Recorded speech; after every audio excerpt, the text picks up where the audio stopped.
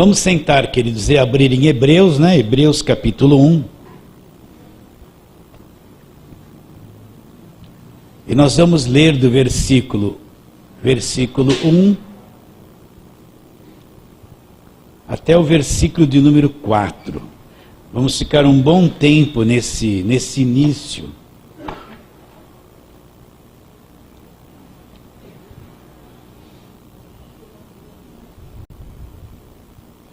Posso ler? Hebreus 1, versículos 1 a 4. Posso ler, queridos?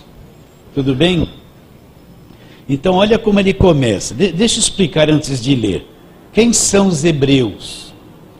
Os hebreus são os judeus, as pessoas nascidas debaixo da lei, que conhecem o Velho Testamento desde criança. Pessoas que conhecem tudo sobre o sacerdócio, são judeus, nascidos judeus. Está bem claro isso? Na mente deles, eles têm um enorme conhecimento das leis. Moisés, para eles, é um grande personagem. Eles sabem as coisas sobre a história de Israel. Eles sabem tudo do Velho Testamento. Agora, Cristo veio e mudou as coisas. Eles estão ouvindo o Evangelho. Então imagine a mente deles, pessoas nascidas naquela tradição, e de repente vem um ensino novo, totalmente novo. Então imagine a mente deles para se adequar e aceitar essa verdade, esse Novo Testamento que está chegando a eles. Qual a visão que eles tinham de Deus? Se você for lá em Êxodo 20, quando Moisés recebeu a lei, como que Deus se manifestou lá no capítulo 19 de Êxodo? Deus se manifestou através de raios, de trovões, de relâmpagos. Um monte fumegava e Deus disse assim: ó, ninguém pode chegar perto do monte, porque se chegar perto do monte não vai sobreviver. De tão intenso que era aquela manifestação de Deus. Qual era a visão de Deus naquele momento para eles? Raio, trovões, tremor de terra. Então eles estavam apavorados, eles nem quiseram falar: Moisés, vai você e deixa que a gente espera você aqui embaixo. Então, maneiras pelos profetas. Deus falou isso aqui. Mas nós que estamos debaixo da graça de Deus na nova aliança, esse texto não se enquadra para nós. Está na Bíblia, mas é claro, foi inspiração de Deus, sim. Mas nós não estamos vivendo esse contexto que Israel estava vivendo nesses dias. Então não posso pegar a igreja hoje e pôr ela debaixo desse jugo do migrador, do cortador, do devorador, do destruidor. Por quê? Porque todos os demônios já foram destruídos na cruz do Calvário. Jesus já venceu o império inteiro das trevas. Está bem claro nisso? Ah, pastor, mas o devorador, eu não dei o dízimo. O devorador vai acabar com as minhas latas de sardinha que estava lá guardadinha. Né? O devorador, minha geladeira vai quebrar, vai furar o pneu. É o devorador. Não é isso que você não aprendeu isso? Não te puseram um monte de medo na cabeça? Isso não tem nada a ver com a igreja. A geladeira velhinha, eu estou lá com uma velhinha agora, enferrujou. E o que eu vou fazer? Não é o devorador que está lá, ela está velha mesmo.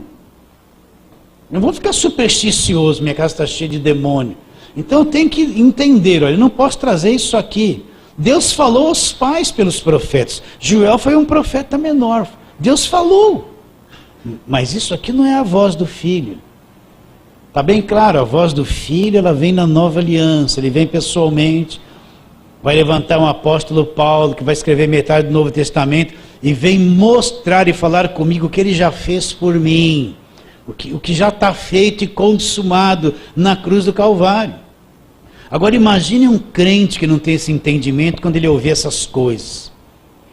O devorador, o migrador, o cortador, destruidor. Imagine o pânico que vai estar na cabeça dele. Como é que ele vai ter a paz de Cristo? Não pode ter. Falou aos pais pelos profetas, mas nos últimos dias falou como? Pelo Filho. Qual é a voz do Filho? A nova aliança. Nós vamos ouvir a voz dos profetas ou do Filho? Está bem claro isso, queridos? Está bem claro isso? Então, você tem que ficar atento. Quando você for ouvir um programa na televisão, quando você for ouvir uma pregação no rádio, principalmente essas pessoas que querem tirar oferta no rádio, então eles vão ler lá 2 bois, o 2º boi, eles vão pegar uns textos aqui que não tem nada a ver com a igreja, e eles vão fazer um contorcionismo para tirar uma oferta a mais, ou para pegar alguma coisa a mais, para levar um sacrifício a mais do povo, né? Eles vão ler textos da velha aliança para fazer o povo trazer tudo, mas não mostra a nova aliança. Eles sempre levam a cabeça das pessoas para a velha aliança, para a prática do judaísmo, não para a nova aliança. Vamos ver outro texto Vamos agora abrir aí Ageu, vai um pouquinho para frente. Vai ter dificuldade de achar isso aí. Mas Ageu, vai indo para frente, você vai chegar lá em Sofonias, né? E vai chegar em Ageu. Então Ageu, o templo de Deus, veja bem, o templo de Deus na nova aliança, não é mais parede, não é mais telhado, o templo de Deus somos nós, as pessoas, nós somos o templo de Deus. Agora o templo de Deus, no tempo deles, era justamente isso, as paredes, os telhados, era o templo, está claro isso? Então Ageu, vamos lá, versículo 1, no 2º ano do rei Dario, no 6º mês, no 1º dia do mês, veio a palavra do Senhor por intermédio do profeta Ageu, a Zorobabel, filho de Salatiel, governador de Judá, e a Josué, filho de Josadaque, o sumo sacerdote, dizendo: assim fala o Senhor dos Exércitos, este povo diz, não veio ainda o tempo em que a casa do Senhor deve ser edificada. Veio, pois, a palavra por intermédio do profeta Ageu, dizendo: acaso é tempo de habitardes vós em casas apaineladas, enquanto esta casa permanece em ruínas? Ora, pois, assim diz o Senhor dos Exércitos: considerai o vosso passado, tendes semeado muito e recolhido pouco. Olha, isso aqui falam-se muito nas ofertas a respeito disso, né? Comeis, mas não chega para fartai-vos, bebeis, mas não dá para saciar-vos, vestivos, mas ninguém se aquece, e o que recebe salário, recebe para pôr num saco furado. Assim diz o Senhor dos Exércitos: considerai o vosso passado, subi ao monte, trazei madeira, edificai a casa, dela me agradarei e serei glorificado, diz o Senhor. Esperaste o muito, eis que veio a ser pouco, e esse pouco, quando o trouxeste para casa, eu com um assopro dissipei. Olha que Deus ruim. Eles escolheram pouco, quando trouxeram para casa, Deus fez assim, ó, eles perderam até o pouco. Vocês estão entendendo a mentalidade ou não? Agora, se eu quero tirar oferta, eu vou usar esse texto. Está vendo, meus irmãos? Está vendo? Olha, você semeou muito, mas você colheu pouco. Por quê? Porque você não é um dizimista, não é ofertante. Está debaixo de maldição. É ou não é? Fala a verdade. Quanto que você vê gente usando isso aqui? Mas por que o povo estava nessa situação? Porque a casa de Deus tinha sido derrubada. E eles estavam procurando cuidar da sua própria casa e estavam um pouco se lixando com as coisas de Deus. Então Deus está requerendo, ó, constrói logo a minha casa, né? Enquanto vocês não fizerem isso, eu vou consumir a lavoura de vocês, eu vou castigar vocês, né? Você vê Jesus fazendo isso no Novo Testamento? Não vê, você não vê Jesus castigando ninguém, nem cobrando essas coisas de ninguém. Continua a leitura. Vou ler o 9 de novo. Esperastes o muito, e eis que veio a ser pouco, e esse pouco, quando o trouxeste para casa, eu com um assopro dissipei. Por quê, diz o Senhor dos Exércitos? Por causa da minha casa, que permanece em ruínas, ao passo que cada um de vós corre por causa da sua própria casa. Por isso os céus sobre vós retêm o seu orvalho e a terra os seus frutos. Olha lá, Deus que está fazendo, fiz vir a seca sobre a terra e sobre os montes, sobre o cereal, sobre o vinho, sobre o azeite, sobre o que a terra produz, como também sobre os homens, sobre os animais e sobre todo o trabalho das vossas mãos. Então olha que Deus ruim, não é? Ah, vocês largaram minha casa assim, então reio em cima de vocês. Vou soprar o pouco que vocês têm, não vai chover, vai acabar com tudo. Enquanto vocês estão vendo como era a lei ou não? Qual a visão que você tem de Deus? É uma visão assim? Muita gente tem a visão de Deus assim. Eles só profetizam desgraça, peso, as pregações dele é só isso aqui. Oprime o povo, porque não tem nenhuma visão. Agora eu vou pegar um texto desse para Ageu. Presta atenção. Quem é a casa de Deus na nova aliança? Somos nós, não é mais parede, telhado, pedra. O que é edificar a casa de Deus hoje? É ensinar a palavra, construir no coração das pessoas com a verdade do Evangelho, tornar um povo forte, onde Deus habita, em cada um de nós. Nós somos a igreja, a casa de Deus. Então edificar a casa de Deus hoje não é construir grandes templos, monumentos, é construir o interior, a vida espiritual das pessoas. Agora eu vou levar a igreja hoje para esse contexto de Ageu. Está na Bíblia? Está aqui. Deus falou aos pais de muitas formas e de muitas maneiras pelos profetas. Falou. Mas e para nós? Falou por quem? Por Ageu? Nos últimos dias está nos falando por quem? Pelo Filho. Eu vou ouvir quem? Ageu? Então não posso, meus irmãos, eu não posso ir tirar uma oferta no dia de hoje e ler isso aqui, oprimir o povo para tomar tudo o que a pessoa tem e pôr ela debaixo desse medo. Se você não der, Deus vai pesar a mão, como pesou aqui. Está bem claro isso na mente de você? Mas Deus falou isso? Falou. Está na Bíblia, você não crê na Bíblia toda? Creio.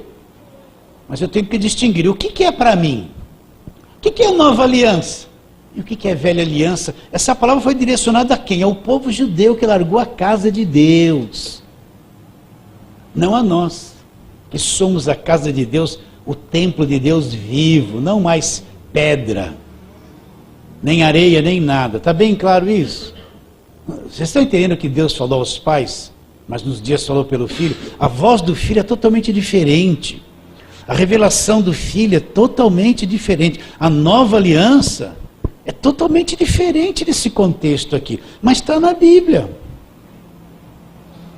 Agora imagine uma igreja que não tem visão disso, ela me faz essa mistura toda. Como está a cabeça desse povo?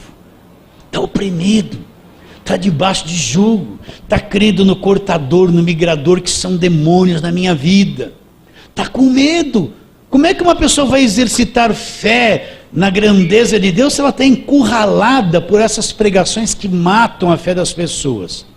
Matam ou não matam? Vamos para outro texto, Malaquias, Ageu, Zacarias, Malaquias, que é aquele texto dos dízimos que põe medo em todo mundo. Se você for ler no capítulo 2 de Malaquias, nós vamos ler aqui que os sacerdotes serão castigados. Ó, se você for ler no capítulo 1, Deus está reprovando, está dando uma bronca nos sacerdotes que se desviaram da verdade e estão fazendo coisa errada. Então Deus está muito brabo com eles, né? Então, o que desagrada a Deus? Nunca esqueça isso. É quando quem tem que falar a verdade perverte as coisas e começa a falar coisas para o seu próprio bem. E não fala a verdade. Compete a todo pregador falar a verdade. Nem que ele fique abandonado por todo mundo sozinho. Nem que a igreja dele não cresça. Se ele tem uma comunhão com Deus, ele tem que falar a verdade. Sim ou não?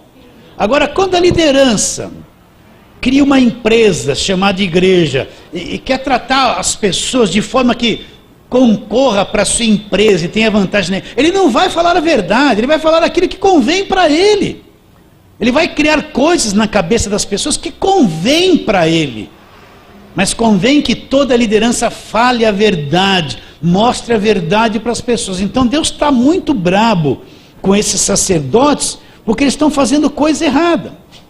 Agora vamos lá, você vai ver no capítulo 2 o castigo dos sacerdotes, mas vamos lá naquele capítulo 3 que fala do dízimo. Vamos lá.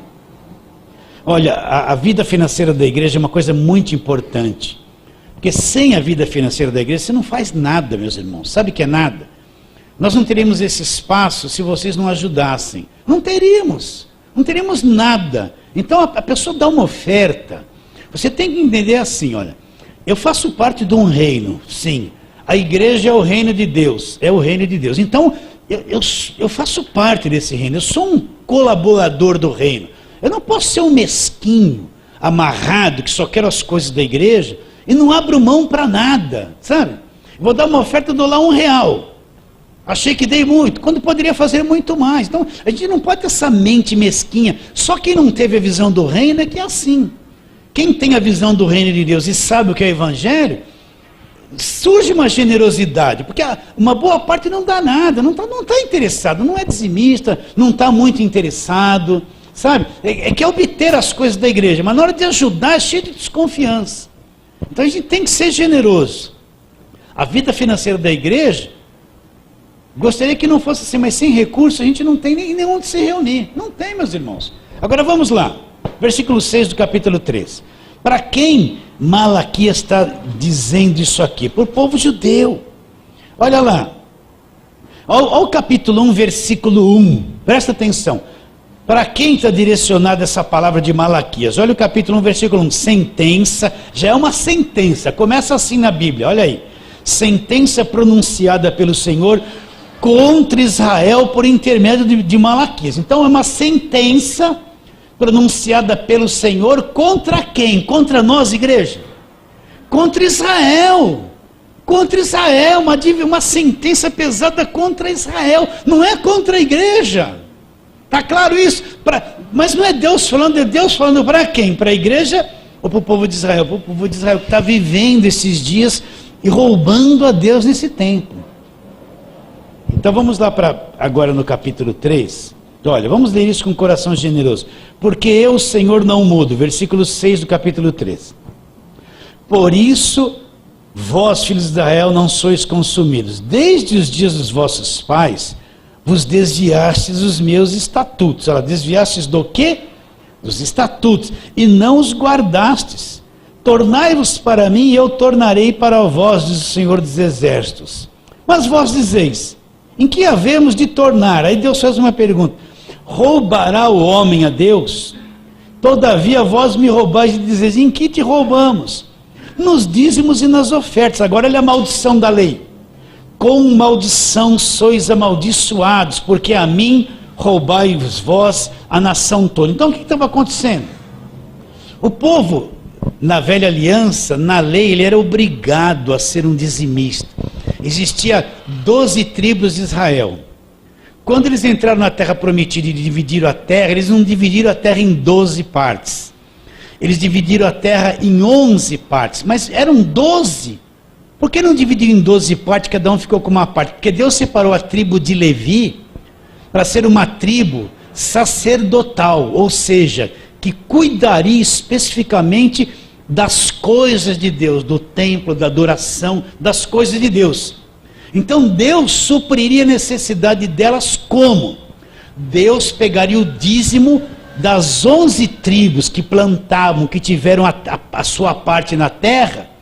Eles eram obrigados a dar a 10ª parte de tudo para sustentar essa tribo de Levi que cuidava das coisas de Deus. A tribo de Levi não tinha propriedade própria, eles eram sustentados pelo dízimo das 11 tribos. Então era uma obrigação, é que nem o IPTU.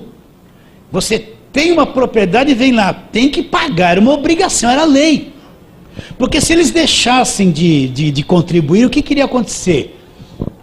A prestação de serviço a Deus, a adoração, as coisas do templo, seriam largadas, não teriam recursos. Está bem claro isso? Sim ou não? Então o que acontece? Era uma obrigação, dízimo na lei é obrigado, e quem não desse estava debaixo de maldição. Então Deus está questionando, roubará o homem a Deus? Todavia vocês me roubam. Aí eles perguntam, em que nós te roubamos? Ele fala, nos dízimos e nas ofertas. Aí vem a maldição. Como é que vem a maldição? Versículo 9. Com maldição sois amaldiçoados, porque a mim me roubais vós a nação toda. Vem a maldição. A maldição o que é? A desobediência da lei. Agora, para quem está sendo dito isso? Como nós lemos o versículo 1 do capítulo 1, o que está escrito? sentença pronunciada pelo Senhor contra Israel por intermédio de Malaquias. Então, uma sentença de condenação sobre Israel. Agora, a igreja tem a ver alguma coisa com isso? A igreja nem existia nesse tempo, existia. Para quem Deus está trazendo essa sentença? Para o povo de Israel. Está claro isso? Agora, eu não posso pegar esse texto, ou levar a igreja a ele, ou trazer ele para a igreja. E dizer, olha, você vai para o inferno se você não for um dizimista. Porque você é ladrão, e o ladrão... Quanta gente prega isso? Você vai ver isso na televisão, você vai ver isso no rádio, oprime o povo, quer tomar o dízimo das pessoas. Como? Vocês estão entendendo? Então isso aqui, meus irmãos, eu tenho coragem de falar isso. Isso vai sair na internet, tem gente que não vai gostar. Mas olha, como que é a oferta no Novo Testamento debaixo da graça? É uma coisa generosa de cada um. Entende? Você pode estabelecer a palavra dízimo como a 10ª parte. Por que Deus estabeleceu a palavra dízimo? Porque Deus é um Deus matemático, sábio, ele sabia. Se cada um desse a 10ª parte, haveria abundância, nunca faltaria nada nas coisas de Deus. Então, é um número que vai sempre abundar as coisas quando praticado na obra de Deus. Agora, está claro isso? Agora, vamos supor que um mês você não pode ser dizimista. Então quer dizer que você está debaixo de maldição, você virou ladrão? Esse texto é para quem está debaixo da lei. Na nova aliança, tudo é voluntário. Se você quer dar 20%, é critério seu. Deus estabeleceu um número matemático, ele sabe que se isso for praticado, vai haver abundância na casa de Deus. Mas isso não quer dizer que se eu não der o dízimo um mês, eu estou debaixo de maldição, o devorador vai vir sobre a minha vida, eu sou ladrão, eu vou para o inferno e Deus está me amaldiçoando. Por quê? Porque na nova aliança não tem isso aqui. Não tem isso aqui, é diferente. Agora, qual a responsabilidade da nova aliança? Eu sou um contribuinte, eu sou um dizimista voluntário. Mas pastor, aconteceu um problema esse mês na minha vida. Caiu o muro do fundo de casa lá. E olha, minhas contas estão tudo assim, eu vou ter que usar esse dízimo para construir aquilo, porque meu vizinho está olhando para mim. O que eu vou fazer, pastor? Faz o muro. Qual o problema? Está bem claro isso? Agora, o muro não caiu, você está com o recurso na mão. Pagou tudo que tinha que pagar. Quer saber de uma coisa? Que casa do Senhor nada, eu vou ficar com isso aqui, vou lá dar uns 10 reais e está tudo resolvido. Você pode fazer isso também, o problema é seu. Mas eu não vou estar debaixo de maldição. Quantas pessoas vieram para mim, abriram a Bíblia assim com 10, 15 envelopes de campanha. Pastor, eu fui obrigado a pegar envelope, mas eu não tenho dinheiro para dar. E agora eu estou apavorado. Eu falei, joga tudo isso para o lixo. Você foi coagido a fazer esse tipo de coisa, você não está debaixo de maldição. Veio até gente aqui na igreja que fez um voto de catar latinha até o fim da vida para dar para uma certa igreja aí que arrecadava latinha para vender e dar o dinheiro para lá. Falei, isso é voto de gente tola, de tonto. Você vai ficar na rua catando latinha para vender, para dar lá? Que voto de gente tonta? É tolo, é voto de tolo isso aí. Está claro isso? Vocês entendem que a igreja precisa de recursos? Agora eu sou um dizimista, não debaixo de medo que tem um devorador que vai me pegar, vai acabar comigo e Deus está me amaldiçoando. Não, isso aqui é para o povo de Israel, uma sentença contra o povo de Israel. Agora, na nova aliança eu sou livre para dar e para não dar. Eu tenho coragem de falar isso para vocês. Essa questão de Malaquias, ela é válida para a nova aliança? Você viu alguma vez qualquer um dos apóstolos cobrando o dízimo de alguém, oprimindo alguém? Você viu Jesus Cristo cobrando o dízimo de alguém? Você viu Pedro, Paulo oprimindo alguém? Eles falavam de ofertas. Mas nunca vimos ninguém explorando alguém na marra, pondo medo para ser um dizimista. E eu, quando comecei a igreja, me propus a isso, a falar a verdade. Eu fui dizimista a vida inteira trabalhando. Às vezes eu olhava assim, minha filha precisava de um sapato, eu estava com o dízimo na mão, falava, vou dar o dízimo. E nunca me faltou nada. Eu sou testemunha que Deus cuida da gente. E até melhorei. Está claro? Está bem claro isso? Então Deus, a sua oferta vai ser de acordo com a tua compreensão. E de acordo com as tuas condições. Deus não vai pedir de você aquilo que você não pode fazer. Agora você vê gente levando as outras a dar, faz um desafio, pega o dinheiro do teu aluguel, dá por fé, porque você vai fazer prova de Deus, vai encostar Deus na parede, vende a geladeira, não tem dinheiro para fazer a tal de fogueira, vende a geladeira, junta tudo que tem, dá tudo, isso aí, isso é o engano, isso que é exploração. Isso que é o engodo que oprime e quer tomar das pessoas. Faz um sacrifício. Sacrifício não é ficar uma semana limpando o banheiro na igreja. Sacrifício é da tua casa, teu carro, tudo que você tem. Onde já se viu isso? Mas você vê isso de monte, não vê? Você não vê gente no programa de rádio, tem que semear isso e aquilo, e chora, e aquela coisa toda. E tudo isso é uma grande farsa, porque virou uma indústria. Não virou igreja, virou uma indústria, virou uma empresa. Agora, meu irmão, eu falo isso para você. A igreja depende de Deus, né? A pessoa pode pensar assim, então quer dizer que eu não estou mais com medo, não estou mais debaixo de maldição, não vou dar nada. Aí é questão sua. Mas nós precisamos caminhar, né? Por que a gente tem um programinha de rádio? Porque você é generoso. Eu não consegui fazer muitas coisas aqui na igreja que preciso fazer, porque ainda não tenho o que eu tenho que fazer na mão. Quando tiver, a gente vai fazendo parte por parte. Vocês estão entendendo ou não? Não é? Mas oprimir o povo com isso aqui, Deus falou de muitas maneiras e de muitas formas aos pais pelos profetas. Deus não falou isso aqui? Mas nos últimos dias falou por quem? Através do Filho. Quem é o Filho? É o herdeiro de todas as coisas, é a expressão exata, é a glória de Deus, o sustentador de tudo. Agora, para quem? Para quem está sendo dito isso, que Hebreus está falando para os judeus? Eu vou bater muito nesse ponto. Para a gente que está debaixo da lei, que honra Moisés, que honra Davi, que honra os profetas, e de repente vem uma mensagem totalmente diferente na cabeça dele, e vai destruir toda a tradição dele. Precisa ter coragem para mudar. Precisa ter coragem para mudar, para largar tudo. Quantas pessoas ligam para mim, pastor, estou entendendo a graça, estou entendendo.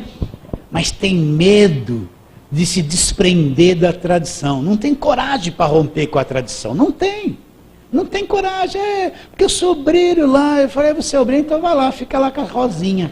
A vida inteira. Mas já entendeu, mas eu acho que não entendeu. Você não tem fé, não. Se tivesse... Quem conhece a verdade rompe com o engano, arrebenta tudo, nem que tem que ficar sozinho. Nosso coração tem uma grande paz, uma visão grande, Senhor, diferente, uma alegria, uma segurança, uma proteção pela Tua palavra, Senhor. Obrigado, abençoe esses meus irmãos. E traga, Senhor, aqueles que ainda não estão vindo, que vinham de sexta-feira. E que essas coisas simples sejam passadas para toda a igreja, Senhor, para toda a igreja. Para toda a igreja, em nome de Jesus Cristo. Abra o nosso entendimento, nos prepara para as próximas aulas de sexta-feira. Me inspira, Senhor. Eu tenho visto isso, eu quero ver mais. Me ajuda, eu dependo do Teu Espírito para poder falar uma palavra certa que o Teu Espírito vai utilizar para mexer na mente dos meus irmãos. E guarda, Senhor, guarda esses meus irmãos dos maus obreiros, dos obreiros da velha aliança, do cativeiro, que mais prende do que liberta. Assim abençoe toda a igreja, nós oramos pela fé, em nome de Jesus. Fala assim, amém.